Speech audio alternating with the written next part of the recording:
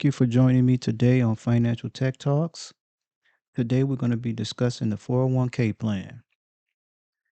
So before I get into it, I wanted to talk to you guys about what was before the 401k. So what did they do as far as retirement before the 401k plan was implemented? So what they had uh, prior to the late 70s was called a pension plan. A pension is a payout provided to employees that serve several years and work toward receiving benefits after retirement.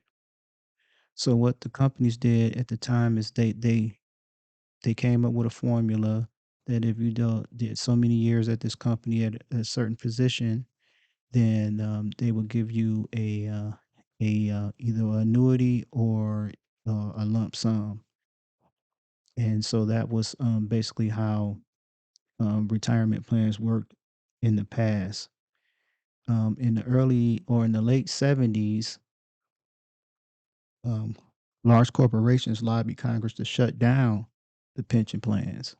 So they said that they were too expensive to administer, and they wanted employees to shoulder some of the weight of the programs.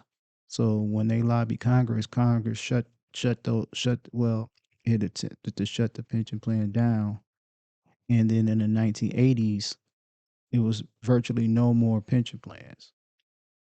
And the crazy part is that 401ks were in its inception, they were just supplemental insurance, supplemental retirement plans. It wasn't even really designed initially to be the primary source of retirement that you that was paid in, for you. It was more or less so if you knew your pension wasn't going to be enough to survive or to make ends meet, then you paid into a 401k, and then that was supposed to be a supplement. However, in the 80s, it as the pension plan started to go away because companies didn't want to pay for it, they more and more people started to get the 401k plans. So, according to the Department of Labor, only 51% of workforce contributes to the employee-sponsored 401k. Um, and that was um, they said that 401k in 2021, despite 68% of private workers. So that's almost half of the working population that contributes to the 401k, which means that people must have other retirement options, other sources of funds for retirement, or they don't, have a retirement plan at all. I mean, hopefully they have other options, but I don't know. So the government allows anyone under 50 years old to contribute up to 22,500 per year, which is listed by the IRS. So the IRS has the option to increase contributions as they deem necessary.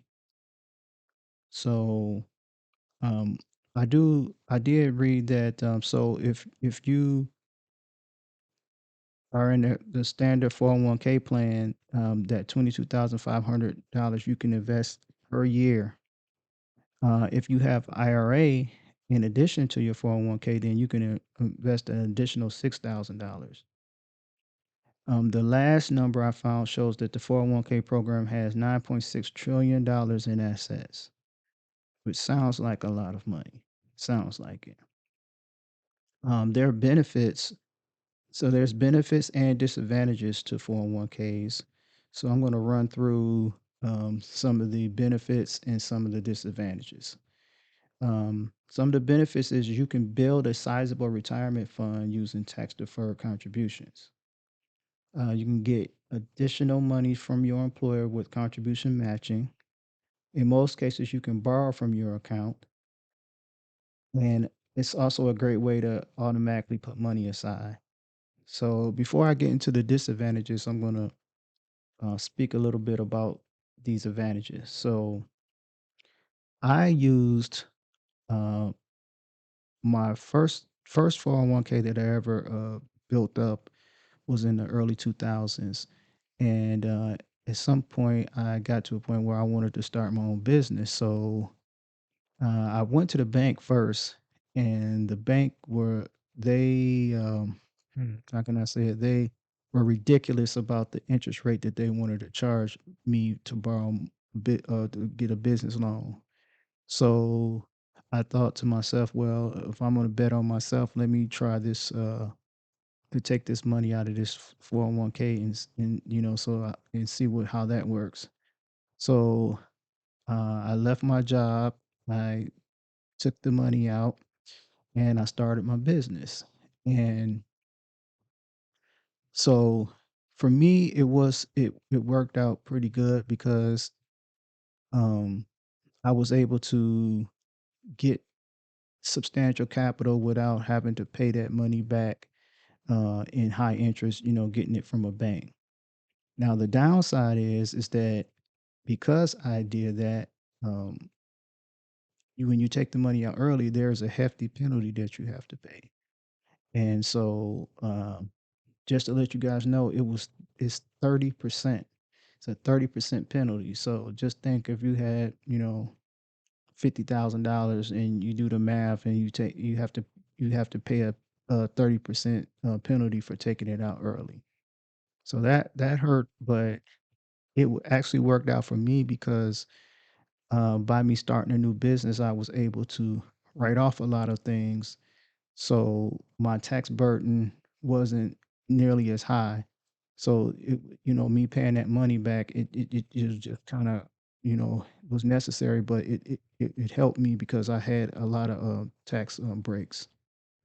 Um, Now the second time that I took money out of my 401k, I didn't take the whole amount out. What I did is I borrowed it against my 401k, which works a little bit different because you basically go online to the company that does that manages your 401k. You fill out a form and you say, now there's a limit to how much. I think it's one third. You only can take out one third of what the maximum amount that you have in there. So you fill out the application, they approve it, uh, they detail what the payment repayment plan is going to be, because you do of course have to pay the money back into your account with interest. And but in a pinch, it works out pretty good because again, you don't have to borrow money from the bank, and when you paying it back, the interest is not high. It's not a high interest rate, so it works out. Um, and I would recommend it's a good emergency, a way to handle something. If you need substantial funds, it's a good way to handle it without going to the bank once again. Now, disadvantages. Um, when they manage your money, there are a lot of fees and high and hidden fees. I didn't know about the hidden fee thing until I seen a documentary. They were talking about 401k plans, and then they broke down that a lot of times when the companies get this money, they charge management fees and all kind of other fees. So um, that's what it is. And there are limited investment options. It's difficult to transfer accounts to other 401k and IRAs. The standard withdrawal age is 59 and a half without penalties. So earlier when I was telling you guys about me taking money out, when I actually took all of my money out of my first 401k plan, if I would have been 59 and a half, I would have not had such a hefty penalty. Now, of course, it's going to be taxed, but it's not going to be taxed at the penalty tax. So that's something to keep in mind. Now, um, the average employer contributes matches about 3% of your pre-tax income. So the good thing about that is that whatever percentage that your company gives you is basically free money. It's kind of like reward for or payment for, or a benefit of you working in that company, that you get some type of 401k match, which I would say to anyone that just put the bare minimum in so you can get the match, so you can get the free money. That's what I would recommend. But of course, I'm not a financial advisor, so I'm not telling you to do anything that you wouldn't get advisement from an actual financial advisor. So in the 1980s, pensions rapidly became disappearing. They started to really disappear in the 1980s, and 401ks basically took over.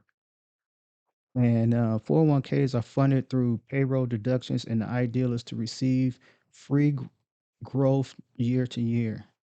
So if you think about it in terms of you constantly putting money into this account, you're also getting your company match, and if the economy is doing well, then your 401k account is going to do well. And that is the whole ideal, is year over year you want to make more and more money. You want your account to grow. Uh, Contributions to 401ks are made using pre-tax earnings, including again what is made by your employer.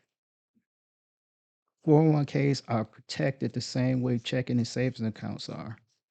So if you listen to my last podcast about the FDIC, then you will know that, so banks basically uh, pay the FDIC to insure their money. And so learning this, that the 401ks are federally protected as well.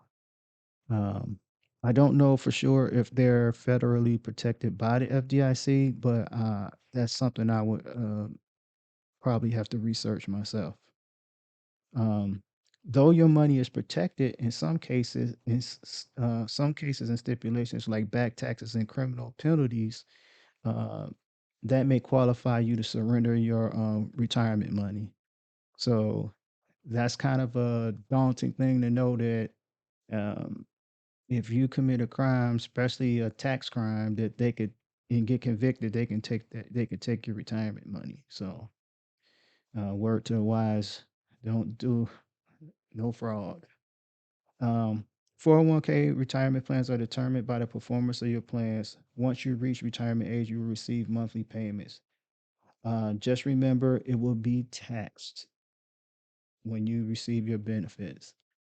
So after 59 and a half, and you start to receive your benefits, it will be taxed because it was deferred, all of the years that you were contributing to your 401k account, those taxes were deferred. So uh, it could be, it's kind of a weird thing, because they do have a option where you can actually be it's I know it's another fund. I'm trying to think if it's an IRA. I believe it's an IRA where you can be, or is it a different 401k plan? I'm not sure, but you can be taxed in advance.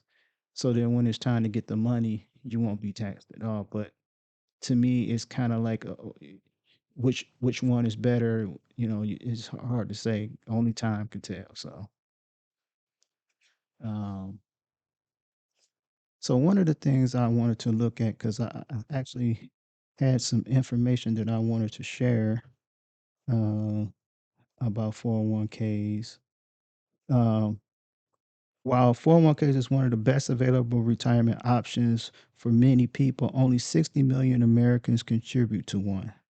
So now if you think about, there's 300 and something million people in the United States, and just even if half of them are working age, I'm just throwing something out there.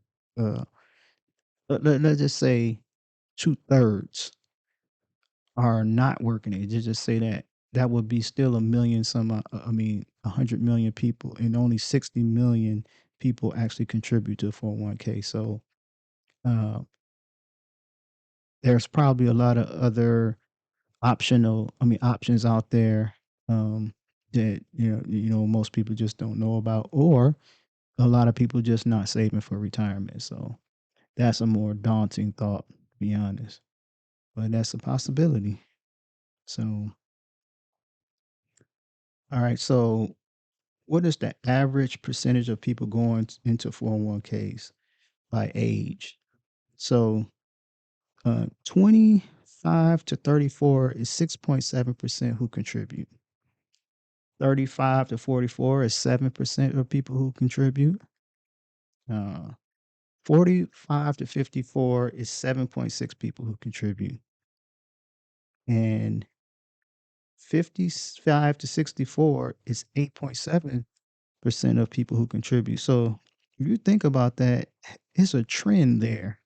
The trend is that the older you get, the more people are contributing. So I guess you're seeing retirement down the road. So it's like now you want to, uh, you know, do something to, solidify your ability to have some income when you get older. So now I will tell you this: I don't think most people in the United States uh, are saving for retirement. So it's going to be, you know, um, either depending on what our government is doing, it's going to be tough.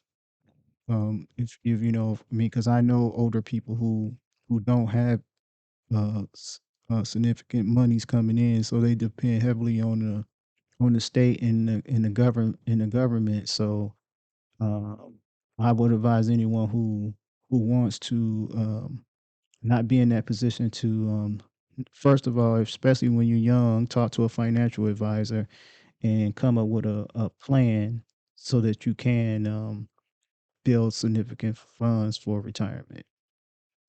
So that's pretty much the our talk for today. I want to thank you guys for listening and watching. You can watch us on YouTube. You can watch us on Facebook. You can watch us on TikTok. Uh, you can also listen to our podcast on iHeartRadio, um, and quite a few other podcasting streaming services. But I always recommend iHeart because it's easy to download the app if you don't have it, and also um, it's it's all you do is put financial tech talks in the search box, and it comes right up. And we have several episodes that you might be interested in. We're trying to become a learning hub for um, just learning the basics about the financial world. Because if you get interested in the basics, then you can build on that. So thanks again for joining me. I'm Tony Porter with Financial Tech Talks, and I want to say what's up to James, Ramon, and Jerome. Those are my partners. So y'all have a great day, and I'll talk to you soon.